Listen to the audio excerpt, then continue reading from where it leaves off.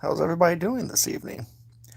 Here's your friendly naked Bigfoot here to share another story with everyone.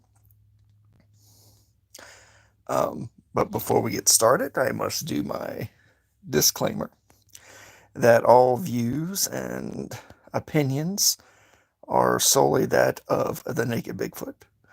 Um, if you are easily offended or you find your ass gets hurt very easily, you might want to avoid my channel at all costs. If there are children in the room and they're not used to a great deal of cussing, um, I warn you, I do cuss a lot and infrequently on my stream. So please either mute me or ask little Billy and Mandy to leave the room.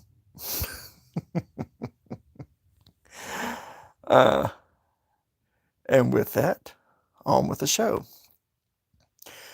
Well, everybody's probably been wondering why I entitled tonight's conversation The Tale of the Evil Apple Tree. There are a few people out there in Twitterland, YouTube, and multiple podcasts, and a number of hosts and people who know me well know the significance of the old gnarled apple tree that I have in my quote-unquote backyard heading to, well, as people may or may not know, I do live in the at the foothills of the Appalachian Mountains here in Blue Ridge, Virginia, um, on a farm that's over 100 acres. Um, comments. Aha. Hey, Bald and Bonkers. By the way, if anybody's out there who hasn't gone to subscribe to the two amazing streams, Bald and Bonkers and the Truth About Beer. They're two really great paranormal supernatural streams. I really strongly endorse and think you should go check them out. Well, that's it for the shameless plugs. Let's get back to the story. And one of the oldest trees on our farm, heading back towards the wilderness at the foothills and deep into the Blue Ridge Mountains, there's this old gnarled apple tree that's been here probably, oh gods, I can't imagine, for 100+ years, probably as big and as old as it is. Before I get too deep into the tale too, and those who don't know me yet already, you will know I my thoughts are never in a linear order, so you'll have to bear with me. I'll always get back to the main topic eventually. But trust me, usually the sidebars are interesting as well, so stick with me. They'll be fun. Let me tell everybody about the dream that I had, which it wasn't really a dream. I think it was a vision and a warning that I had last night as I was sleeping, or I assume I was sleeping at the time. For those who don't know me, I am frequented by I call her my little ghost girl. She's been called, and I've been known to call her, and I've always known it as a her, as my spirit guide or my spirit companion who's been with me nearly my entire life, and more than likely my entire life from probably the day I was born, but I have no memory of that at the time I came out of the uterus. So, well, I hadn't been long after I had fallen asleep that, as most of my vision slash dreams that happen, I closed my eyes to go to bed, and then they popped back open, and I was no longer in my bed. I was actually in the field behind the house and standing in front of, and I was dressed in all white, which was really odd because I don't wear white, but I was dressed from head to toe in white. A white suit. It was a three-piece suit with white shoes, white socks, and a white fedora, believe it or not, wearing white gloves. It was weird. But as I was standing in front of this incredibly old and gnarled apple tree in the backyard, and sitting up on the topmost limb was my little spirit companion, my little ghost girl. And see, she doesn't have eyes, but I always know when she's looking at me. She can always see me. And she always, and this is what made it really unusual, because usually she's dressed in white, or white with blue trim, or white with red trim, a white dress of some sort. Whether she appears as a little girl or, well, usually it's always as a little girl, very rarely as an old woman or a middle-aged woman, with always with long black hair, except this time. The dress that she was wearing was black, and her hair had gone from being black to being a pale gray with a black ribbon tied in it. And she was swinging her legs from the limbs that she was sitting on back and forth. And I looked up and went,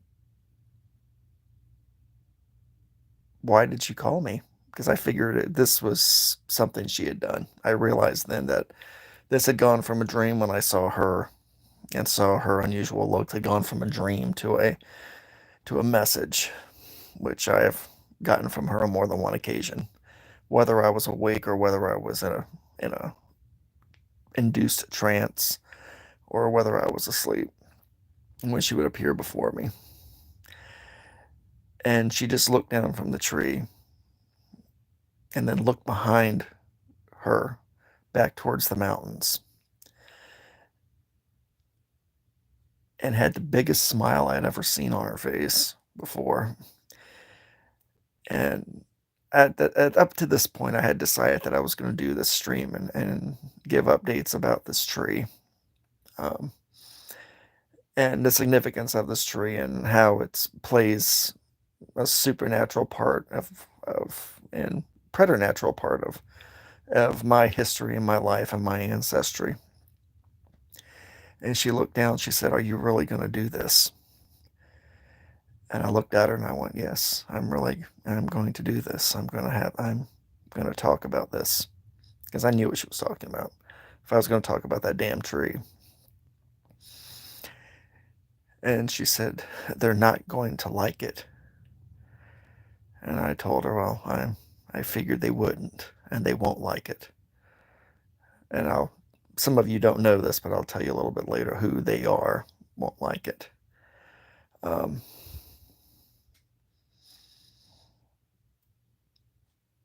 she said that there will be a price to pay for this information. And I looked at her. I didn't say anything. I just looked at her because I knew what she meant. Um, and she repeated herself again. There will be a price to pay for this. And I finally looked at her and went, I know.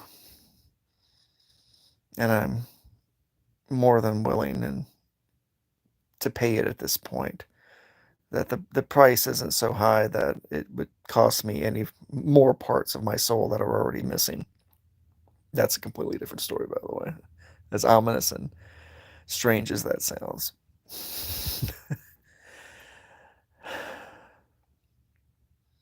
And then she, right before I woke up, sitting straight up in my bed, she said, "I won't be able to help you with this,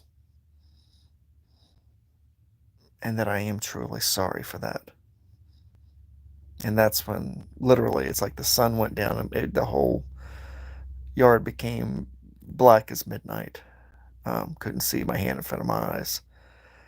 And I blinked, and when my eyes opened back up, I was awake, sitting up in my bed, straight up in my bed again. Which, of course, scared the ever-living shit out of my wife, because she thought she had thought usually thinks my meds, I take a lot of medication at night and in the middle of the day, and most of the time it'll put me to sleep, for a long time, which I don't wake up easily from. And it scared the shit out of her because she didn't think I had taken any of my meds that night, and I had to assure her when I was up in bed that I had taken my meds. and that I was okay. I was completely okay. I just had a splitting ass headache that I have today that I can't get rid of from last night. Okay. With the ominous foreshadowing from last night, let me give you a quick background of this tree and why it's so significant in my life. Um, when my family was born and bred in the Appalachian Mountains, um, and for everybody that I haven't said hi to everybody that's out there, um, just tuning in or has been tuned in, and I've been too rude to say hi to, so hi to everybody out there. Um, Back in the day, my family owned a series of farms and properties. My family's a, and when I say family, I don't mean my immediate family. I mean my extended family, grandparents, great grandparents, on both sides of the family. Uh, had owned property outside of the property that they held up in the Appalachian Mountains and the communities that we lived in, I was born in. And as they passed away, the properties were either left to me, or were just left up in the air because they didn't have any heirs to pass it along to, nobody in their family to pass along to. And instead of letting it be sold off as in a tax auction or a state auction, I went around and was able to invest back into the properties and pay off the various taxes and different liens that were held on them over the years after after the family members who had died who had owned them. And I was able to put them back in my name to be able to keep it in my family, my current family. Um, and for my family after I pass away, of my grandkids and great grandkids and so on and so forth. So they would have something to have they would have the land that my forefathers had, and they would be able to do with it as they see fit. Well, when I first took over this property that's out here in Blue Ridge, 100 plus acres, we were going to develop the land across the creek slash river that led back towards the mountains on the farthest westernmost part of the property.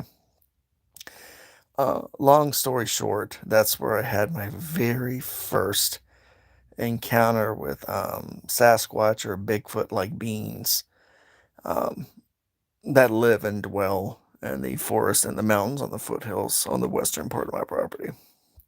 Uh, they were aggressive, foul creatures who made it abundantly clear through their actions that I was not welcome um, across the creek into their private property that they considered their own. Um, to this date, we we still find signs of them on the property where they come down, um, be missing chickens, we'll be missing a goat here and there. We've had a cow disappear, um, and we've had fences that were where the poles were just yanked up out of the ground, and you know things have they've gone in there and taken animals out of the pens, and we would never find the corpses or the bones to them. Um, my wife, while she was away from the farm for a while, would hear things walking around because we have a wraparound porch that goes all the way around the house. It's an old farmhouse. And she would hear something stomping on the wraparound walkway around the porch around the thing, and shake the walls, and she things it throw rocks against the house. She'd find rocks and dents in the doors and in the molding where the rocks hit, where something threw them at the house. Um, we've had scratches in the paint around the railings, long five-fingered scratches along the railings. That still happens to this day. Well, I early on had decided to go out and tried to discover, what my family, that my surviving members of my family, what they knew about this, and if they knew this is what had been going, this is something that had been going on to the property long before I was born, or if it was something new that was just happening. And one of my great aunt Inez, I went to her. She's one of the last surviving members of my clan. I always refer to my family as the clan, but not the bad hood wearing clan. The fun kind of clan, like an Irish or a Scottish clan. So I don't want to get any comments about that. I'm just joking because I'm tired. I went to her and I asked her. I said, Great Aunt Inez has has any, because she actually lived on this property with her brother at one point. They lived on this property together, and worked this property together at one point before they got so old that they moved away and went to they went into started living at homes of other family members until it was time for them to pass away. But she was one of those surviving members of the clan. So I went to her with my questions, and the first thing that came out of her mouth was, "You didn't cut down the apple tree, did you?" And I just froze. I literally froze right there when she said that to me. I said, "Inez, what are you talking about? The apple tree? What has the apple tree got to do with it?" And she literally grabbed my hand, and I swear to God, she was going to wring my hand off my arm. And she said, "Don't ever cut down the apple tree. Don't prune the apple tree. Don't take the apples from the tree." At the time, as before we started started planting orchards on the property, there was only one apple tree on the property that I had been giving some debate on whether or not to remove, because I didn't recognize the type of apple that it was. And trust me, I have I have several degrees in agricultural botany. Yes, that's a real thing. That I'm pretty good at identifying fruit trees, and what they are and where they come from, and as well as vegetables and flowers and plants and herbs and you name it. I'm pretty damn good at it. At the time, I was pretty damn good at it. Even better nowadays, I think, with my current background. But with that said,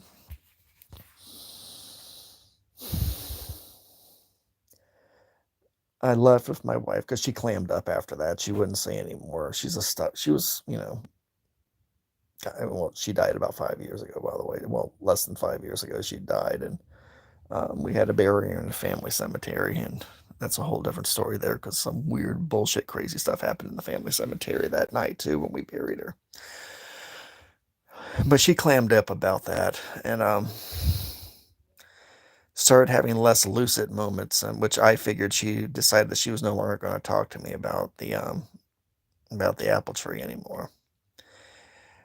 And after that, I got even more intrigued because the Bigfoot um, slash, well, thank you, but don't be sorry. The woman lived to be 102. She had a damn good life. When she was 103, that's as far as she could remember. She was probably, I swear to everything I uphold dear that she's a hell of a lot older than that when she died. Um, but she would only admit to that. Our people, as a rule, unless stricken down by a disease or a malady, um, are incredibly long lived. I might be breaking that tradition, but hey, hey, welcome Sam to the show, everybody. Uh,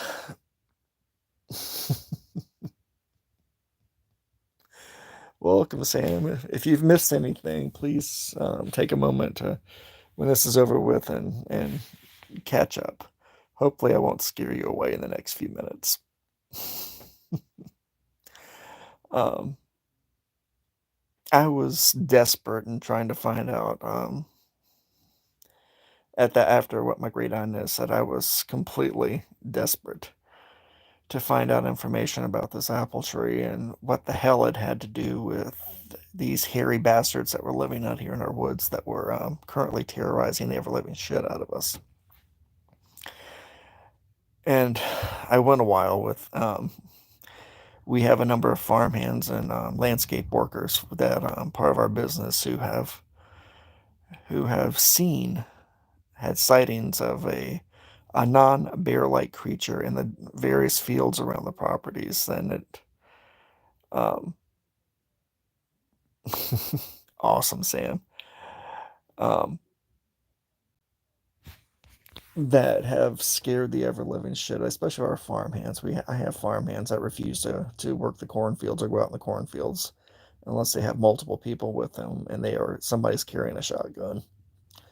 That's how scary it can be around here when it comes to the Sasquatch slash Bigfoot type things that are living out here in our woods. Um, I've had where I've done trances and had I believe astral encounters with them. Um, and they have pretty much given me the impression that we broke some kind of unwritten contract that I was completely unaware of. Um, that was between my family and them, and that tree was actually, it marked the border of the property of where I was. It marked the border and also was part of the covenant to the property to where this is where my property ended and theirs began. But I'm jumping ahead of the story a little bit. How I was able to find out about the that tree being a paranormal property marker on my property. How many P's can I say in a row without getting too mixed up here?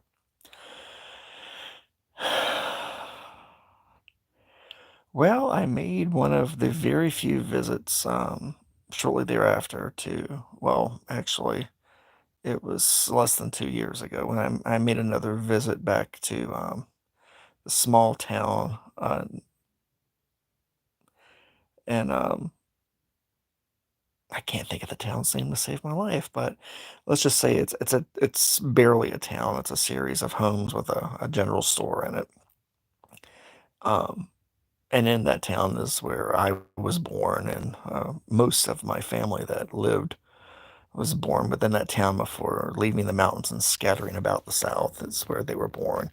I wanted to return back to that town, and I didn't have any family members at the time. Well, I had some far removed cousins that are still there who didn't know who I was.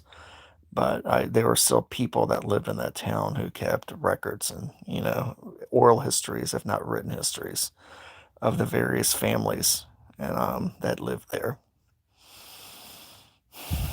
So I went back because my family was notorious, trust me, both on the Coleman side and on the Bates side of my family. They were both from that property. They were both from that area. And they met and their families married into one another and, became what they are today, me. And I was able to talk to some of the local historians who were one part historian, one part and another part medicine man or medicine woman. Um, they served what my great granny who died up there in the mountains, my great granny Ola. She was one of the local witchy women, one of the medicine women up there, who acted as a midwife and healer of the sick and barrier of the dead. I was able to make contact with some of the ones who were still carrying on that tradition up there. And my great granny Ola also maintained the local history of some of the families that live there as well. No, Sam, we don't use the word shaman. We usually call them old mountain witches, plain and simple. But witch in a friendlier way. No, no, no, no, Sam, I'm not offended whatsoever by that. I've known shamans, and trust me, there are no shaman. These people are, including my family, were no shamans. they were interesting, but they were not shamans. Shamans are, one day I'll do a live about my encounters with some of the shamans, some of the Native American shamans in the Midwest that I've had to deal with. They've been, they have been utterly and completely fascinating people. But yeah, I half the shamans that I met in life I didn't believe were actually mortal. They were spirits that clothed themselves in flesh for a brief period of time. They were never a part of this world, but oh God, you see how easy it is for me to get off track. But I know you guys love my stories.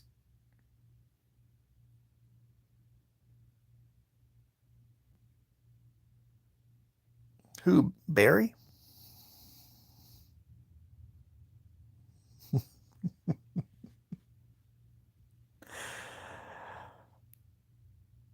But one thing, what was her name? Now my brain has drifted a little bit. Um, her first name was Betty. I'm trying to think of her. Hines, Betty Hines. Betty Hines and her mother, Juanita Hines. Um, they were the third oldest family in the mountains. They were descendants of the third oldest family in the mountains. The two parts of my family, the Bateses and the Colemans, were the two oldest families in the mountains. They were of the third oldest, and they still populated that community, in that area. And I was talking to Betty. I managed to hook up with Betty Hines, who had a vague remembrance of me from back in the day.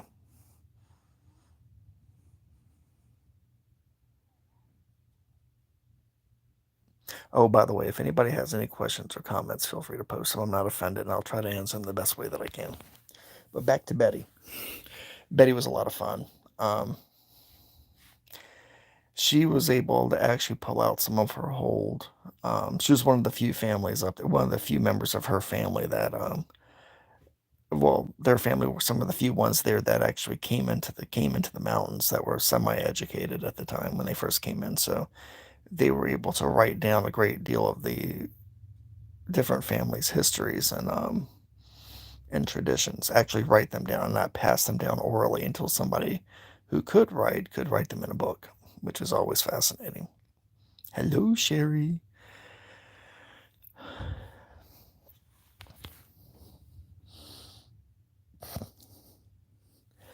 And Betty went back to some of the, let's see, it was 1831 or 1832, one of the journals from one of her ancestors that she pulled out to show me when I was asking her about, um,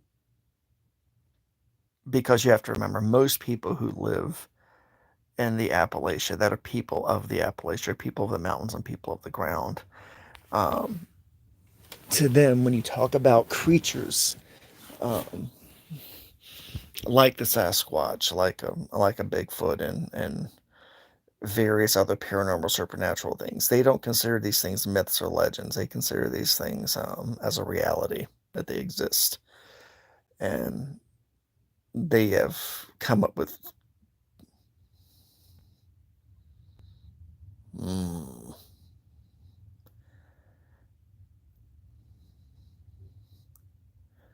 they were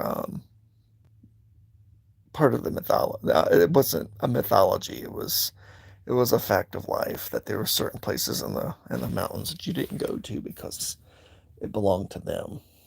And she told me that. And she told me that her family had encountered them. Gosh, um, back in the like I said, back in the 1800s, they'd had some of their first encounters with Bigfoot slash Sasquatch or a Bigfoot slash Squash type well, I want to say family unit, but I think it was larger than that. I think of his Bigfoot more as I want to call them a clan as well, and associate them as a clan, as a group of individuals like that.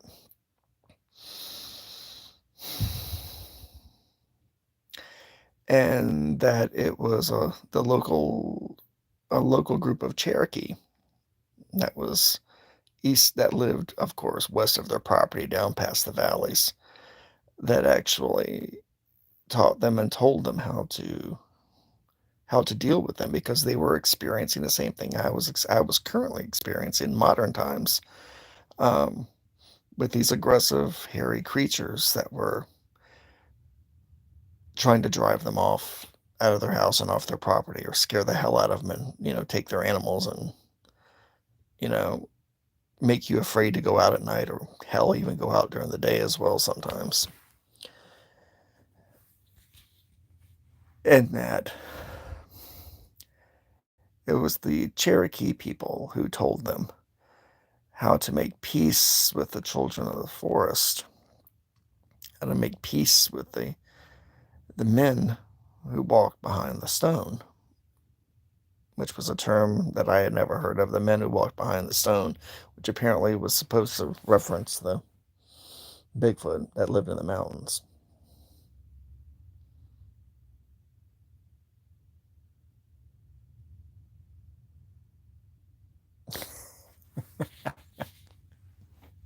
I'm sorry, I like to read people's comments as we go along too, so you'll have to bear with me.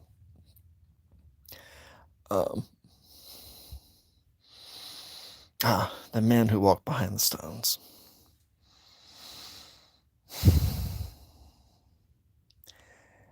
That the only way to find peace with them was to offer them this tree. This tree was something that was sacred to them, that grew only in soil that they walked upon. It would not grow in soil that they tread, soil that they tread, that they died, they buried, they ate, they lived on, that this tree would only grow there. And they gave the Hines family seeds to this tree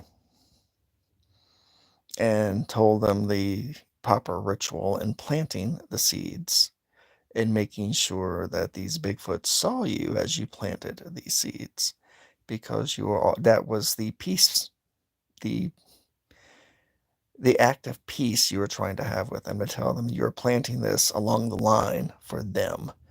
This was their land past this tree, and this tree floor would be our land, and we would never cross and disturb you on your land. Um, this tree would signify that, but again, it would only grow on land that they strode upon and they walked upon, which I found completely interesting.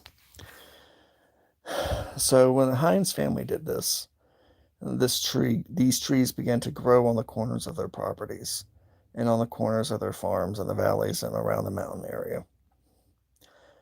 It actually acted as, I wouldn't say as a ward, but as a peace offering to them. It was a show of respect, giving them access to showing them this tree. And just let me describe this apple tree to you. It's not a crab apple tree. Most people immediately assume when I start describing the way the apples look that it's a crab apple tree. But I don't know. Um,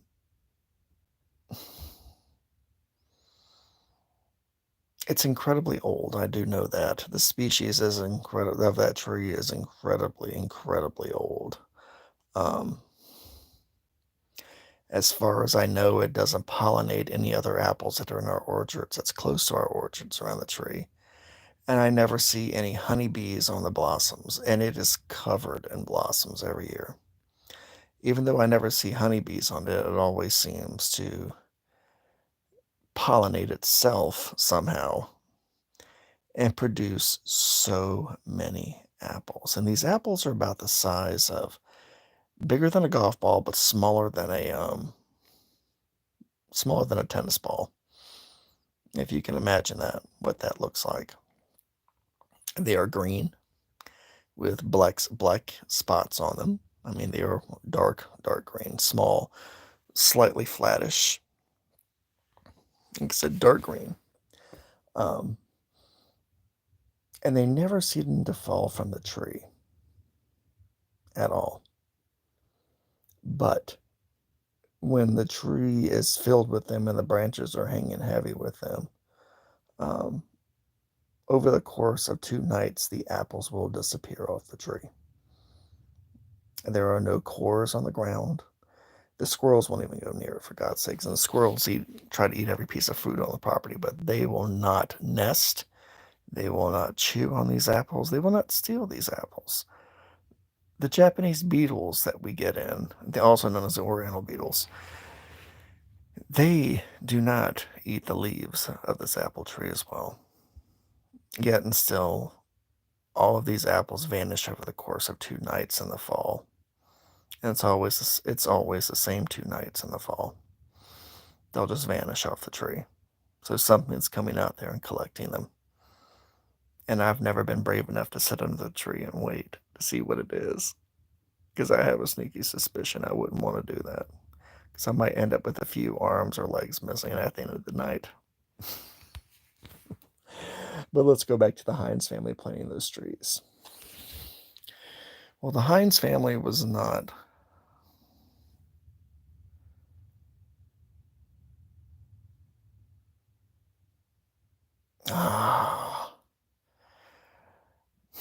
if I'm still kicking, remind me to get pictures of the flowers on this tree. It's the most beautiful flowers, but most apple blossoms actually smell good. These smell like vinegar. These blossoms do. They smell like vinegar. When you put your nose up to them, it's like you stuck your nose in a bottle of white vinegar. They just absolutely reek. But again, they always produce tons of fruit. But let me get back to the Heinzes. Well, the Heinz family, the Coleman and the Bateses never had much to do with the Heinz family for whatever reason. I never knew what the rivalry was there. But when the other two families started having issues with these men who, yeah, strange is one word for it, with these men who walk behind the stones, these the other members of my the ancestors of my family, the other members of the family, began to experience similar as they pushed out into the woods and was cutting more tracts of land off to build more onto up in the mountains. They started to experience similar encounters and similar attacks from these hairy men, from these men who walk behind the stones. And actually, they started having, their dogs disappearing, and, they had a few goats here and there, and there were always stories about how they would vanish off the mountainside at night as well.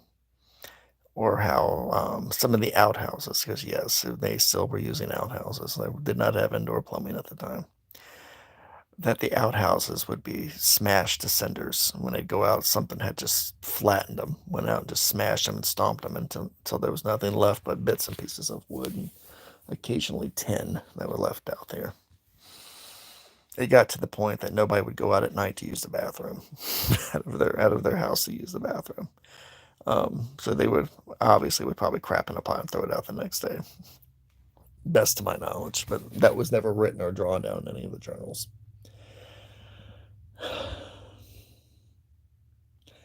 The Heinzes offered to sell the secret of those seeds to members of my family uh, to help them make peace with the men who walk behind the stones. At least that's what Betty was telling you what she read in there. They actually got a great deal of both money, both in property and livestock, and from both the Bates and the Coleman side of the family.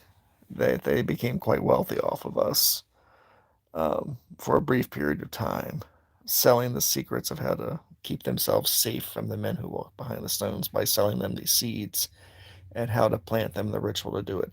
Actually, there was a very interesting drawing in that journal as well. Um,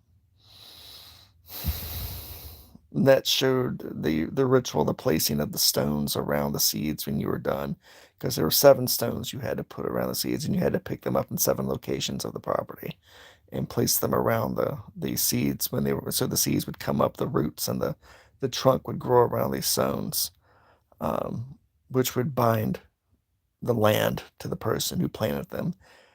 and as also as a sign that this is, the delineation of the properties between them and the men who walk behind the stones. It was it was a fascinating little drawing that they did of the placement of the stones and of what the tree looked like, because the tree grew, from all accounts, grew unusually, quote unquote, unusually fast, and bore at an early age.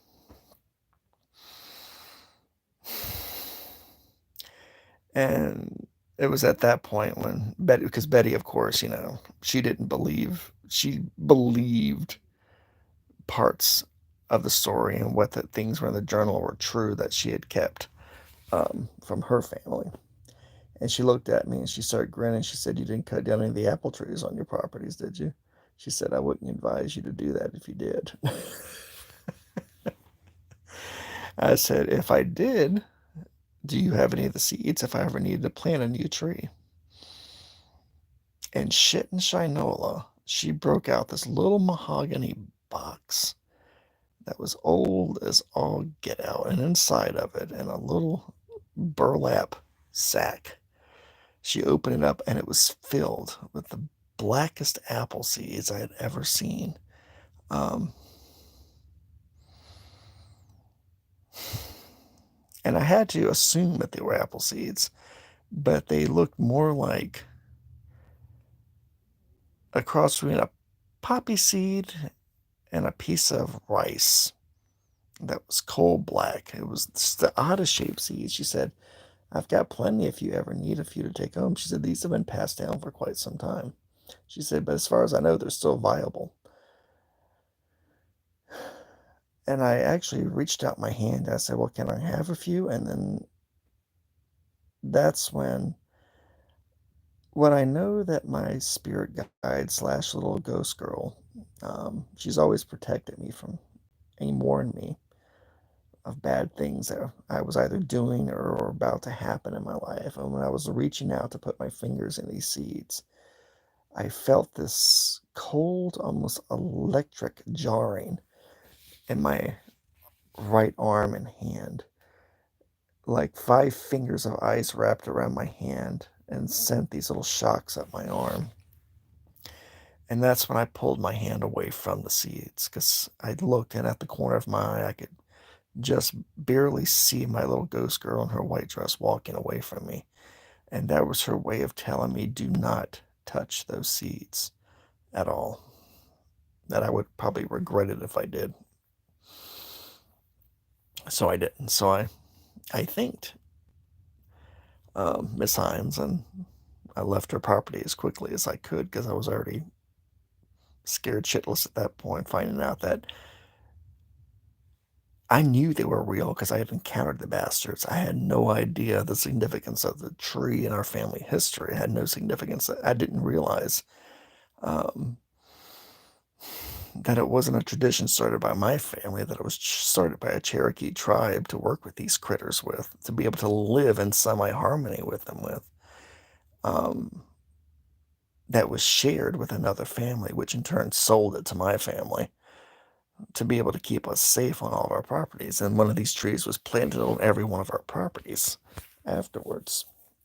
And the story had been passed down apparently, um, but had stopped a couple of generations before it reached me for whatever reason. I still don't know why they stopped talking about it and passing down the information about these trees, but they did. So I came back to that apple tree.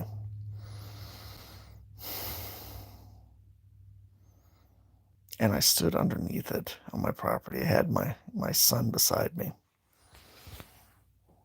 And my son he's always been scared for me. He's always, and the boy is not afraid of anything, but he's scared shitless of the woods that are behind the apple tree. They go right back to the mountains. Um, yeah, remember this kid has been up to Alaska hunting freaking moose and bears and everything else. He's an outdoors kid. He's calling him a kid. He's older than a kid, but he'll always be my kid. He's not scared of anything. He's not scared of anything but our woods, because of the things that live in those woods out there. The men who walk behind the stones, those hairy men. And I told him what I had found out about the history of that tree. And he looked at me and he says, "You know what?" He says, "Dad, if I were you, I'd say fuck it and just burn it to the ground." And that utterly, when he said that, I looked at him and said, "Are you serious?" I said, "It's bad enough that we went over on their property.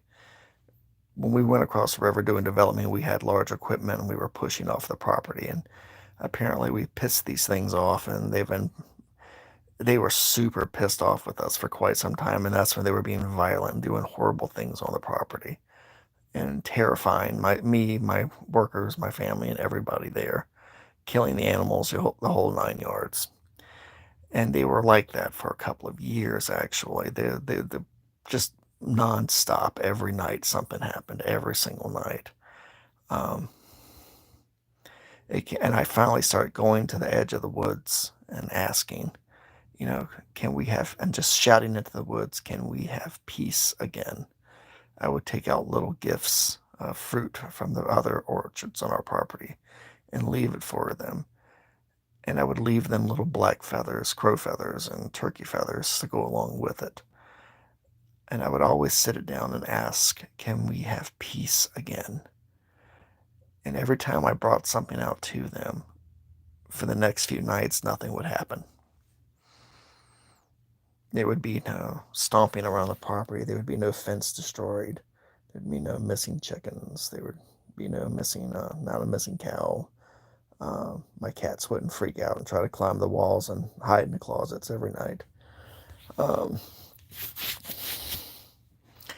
and this has again been going on for years, but it slowly but surely started to diminish.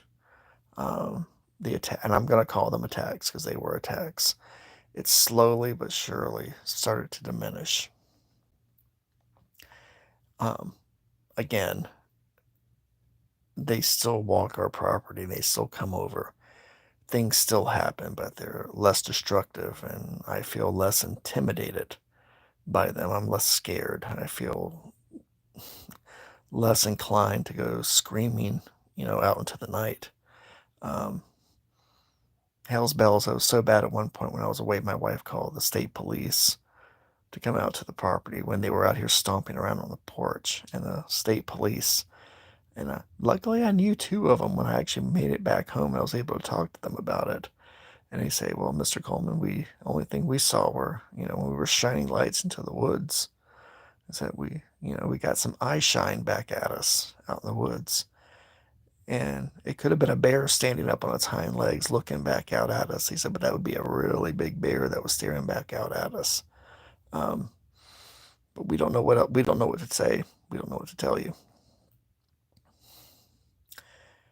I put trail cams up afterwards, during the height of the attacks, but the next morning all the trail cams were removed or turned around, or they would be pulled off the tree and put face down in the grass and in the dirt, where you couldn't, of course, where you couldn't see anything. But it was always done in a way to where you couldn't see what was doing it when you found it.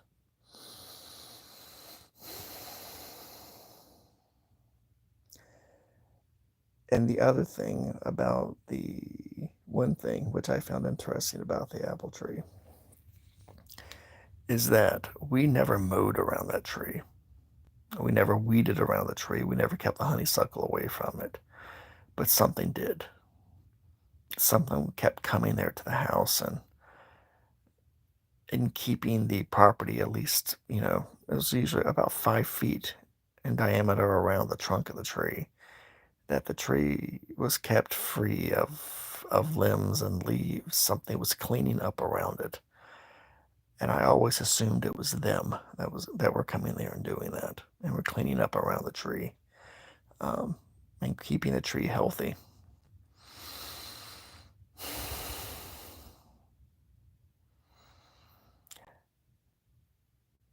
But I have, sorry, I'm tired as hell. I did take my medications before I start this live stream, and they're starting to kick in now. So if I ramble a little bit, please bear with me until we reach the end there. And we're almost there, trust me. As some people know who are watching this or will watch this that are out there both in the Twitterverse and in the paranormal community, they know that I am a Hungan. I'm a voodoo priest. One of the few Anglo ones that you'll ever meet on the face of this planet, but I'm here. I'm the real deal. I'm the real thing. Um,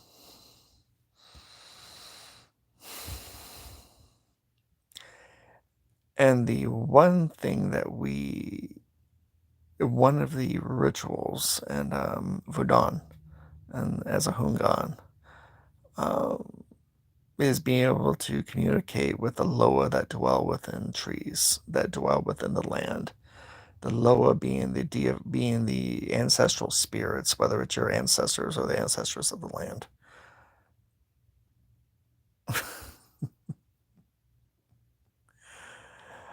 um, and it's a ritual that I did last year too with the tree, because I wanted to see if there was a spirit that dwelt within the tree itself. And I had always been hesitant about trying to make contact with it.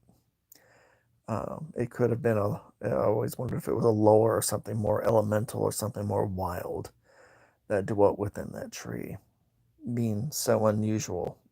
The tree being as unusual as it is in shape and form and in character. And part of the ritual is taking snake skins to set up a channel to be able to speak to the trees and tying them to the branches of the tree, and you sitting underneath the tree with the fire in front of you. Oh, dude, hey Papa Joey, you're never too late. You'll have to watch it from the beginning. It's been a lot of it's hopefully it's been a lot of fun. I've been able to provide some more interesting information about the tree. Trust me, Papa Joey is well aware of the apple tree. He's heard me blather on excessively about it until I found out more about it in the last few years. But at the height of the ritual, um, I was able to push myself out of my body, and using my spiritual self, reach into the tree that tried to pull out the spirit that dwelt within the apple tree. If it had one, it would bring it out, and I'd be able to stand before it. Um, and I stuck my spiritual hands within the tree, and I pulled, and I pulled, and I pulled, until finally something did come out.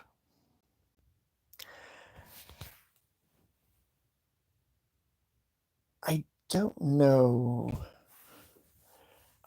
Papa Joey's probably familiar with what I'm about to say, but if anybody's ever seen a piece of dried cholla wood, that it's filled with it looks like you know, a hollow log that's filled with all these beautiful holes, intricate holes all throughout it.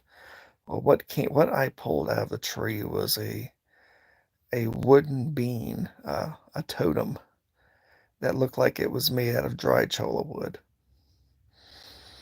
And where its face should be at, there was a knot, a wood knot, where the wood had twisted up to the tree into a knot that was featureless. And I asked it what its name was, and it didn't speak. I could tell that it was looking at me. It didn't have eyes, but you could feel it looking at me.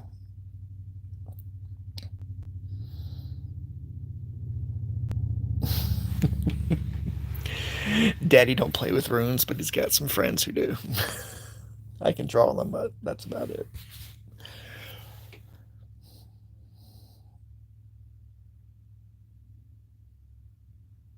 Yes, cholla does. See, I knew you knew what cholla wood was. One day I'll have to regale you of my trips when the time that I spent in the Midwest screwing around with various tribes and on various reservations. I had a lot of fun back in those days when I was actually invited to go on reservations and talk to some of the people there. Oh shit, I'm starting to wander again. Okay. And I asked it what its name was, and I turned its head slightly, and I could feel it staring at me, staring through me, actually. Um,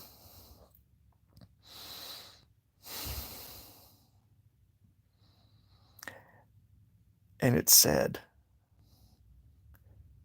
just one word to me, and that was guardian. And I asked it again what its name was, and it repeated, guardian. I asked it for a third time what its name was. And if anybody knows anything about the spiritual world, when you ask something its name 3 times, or if you ask a question 3 times, it'll the spirit or spiritual entity um, is compelled to answer you truthfully, whether it wants to or not. It has to answer you truthfully. Some of you may know that from talking to various workers and stuff like that, but it's a truth. It's worked for me on many occasions. But usually, when you do that particular trick to make something answer you, you piss it off in the process by forcing it to reveal information that it didn't care to reveal to you.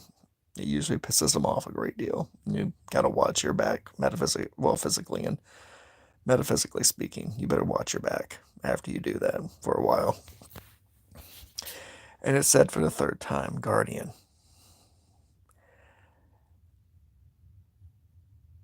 And then I just looked at it. It said, your name is guardian.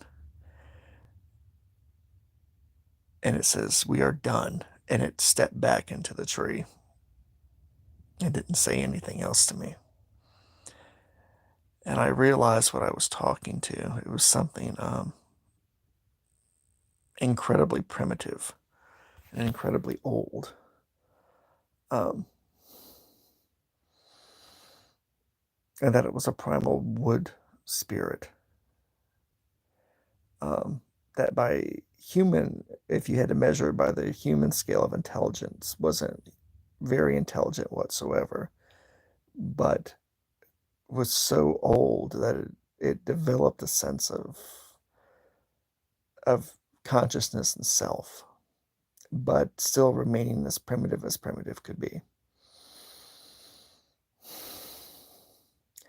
I was tempted to reach into the tree again to see if I could pull it out to try to question it further. But something told me not to do that. This just my sixth sense warning me of danger. Not to push this thing that hard and not to push my luck at this point for doing that. Because up to this point that was only the fourth time I'd ever done that particular ritual before. But I thought I'd become quite proficient at it, but as physically I was not up to the task of dealing with something that would attack me spiritually. Physically, I wouldn't have been able to handle it. Mentally, probably so. Spiritually, probably so. But physically, it probably would have caused a great deal of harm to me if I'd reached in and tried to screw with it again like that. Because usually, if you back a wild animal into a corner, even if, you know, it was a sweetheart of a squirrel or a sweetheart of a cat that had gone feral, if you push it too far or push it into a corner or try to make it act outside of its nature, that it will bite you, that it will claw you, it will scratch you, it will hurt you. And I had a feeling, I just had this utter feeling that if I kept pushing my luck with this thing, that it was going to hurt me. It was going to bite my hand, both literally and metaphysically. It was going to give me it was going to make me regret doing that. So I came to an interesting conclusion the next day after I sat back and thought about it, that the ceremony of planting this tree and creating this ring of stone for the tree to grow into, and for it to grow into the stone, and for the roots to wrap around the stones that were in the ground, was probably a part of an ancient summoning ritual that the Cherokee were, well, the Cherokee shamans, there's that word there, isn't it? Or medicine people would do to pull and here's a word that I love using, because the word Manitou, well, which it's called a great many things in different Indian tribes, but Manitou is the spirit that resides in all things, both living and not living, that can be called forth, um, knowing the correct rituals and the correct names and the correct rituals um, the proper rituals and the proper names to be able to call forth the Manitou out of anything, out of a rock, out of a tree, out of the air, out of the water, that you could call the spirits of these things forth. Um, they can offer you guidance or protection or information, depending on whatever it was you were trying to seek. And that this was a Manitou summoning, that it was used to call a guardian spirit from the earth around it that would act as a spiritual wall between yourself and the men who walk behind the stones, also known as the hairy man, also known as Bigfoot, also known as Sasquatch. And that the men who walk behind the stone, who, in my research and in my experience, um, are both beings that are they're transdimensional beings. I'm not talking about living in an alternate dimension. The other dimension they exist in is a spiritual dimension. That they're able to perceive these guardian spirits and are able to recognize what you have asked them to do, to act as a peaceful guardian between between the two clans, between us being the humans and them being whatever they are on their side.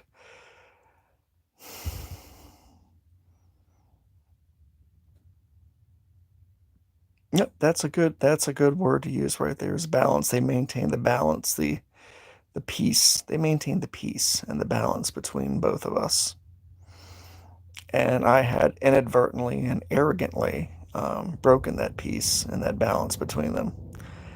And they reacted the only way they could be expected to react. They became violent and vicious. Um, Although I believe that's part of their nature, I don't believe that the men who walk behind the stones are these peaceful earth children who dance under rainbows and twirl around in tutus and fairy rings. Um, these creatures, these entities are violent by nature, but these guardian spirits help curb that violence.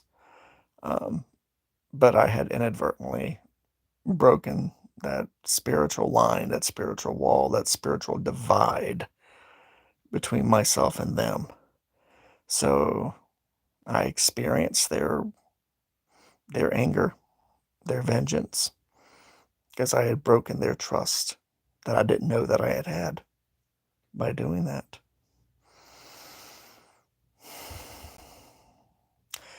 So calling the tree evil is probably not a good characterization. The tree itself is not evil. You can't call a stone by itself evil, but you can call the person who throws the stone at somebody else evil, but the stone was not evil, it was a tool. That tree is a tool. That tree is a wall. That spirit that dwells within it um, helps maintain and keeps that wall up and steady.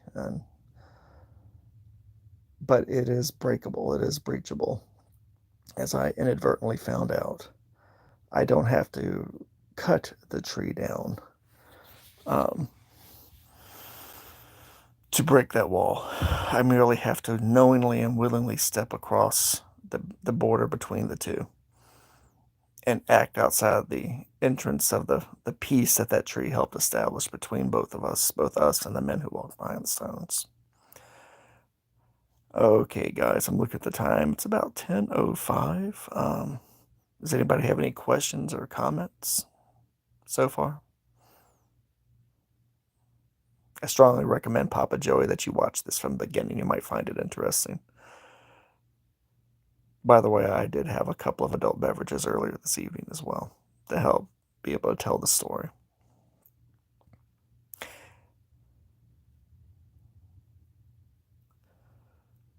Well, thank you very much, Sam. That's very kind of you. It's been an honor to have you on my feed like that. If you keep calling me brilliant, Dom, I'm going to start to believe you that I'm intelligent. I'm not being for incredible. I'm not been known for my smarts as of late. With that said, I want to thank everybody for coming tonight and tuning in. If you like what you heard tonight, I promise you there'll be more in the future. You can find me on Twitter at VoodooMan3, also known as Mike the Naked Bigfoot. I don't do any other social media besides that and YouTube. So please, if you already don't follow me on Twitter, I talk a lot of shit on Twitter. Mostly, I talk a lot of shit about laughs, and occasionally I'll do something serious and something paranormal and have discussions. I talk about horror, humor, you name it, mostly humor, but occasionally catch other things. But you can find updates to my life and to my YouTube feed through Twitter. Have a great night, everybody. It's been fun having you all here. I hope you come to my next stream. I have a few good ideas about what's coming up in the future, so I hope you like them. All right. Have a great night, everyone.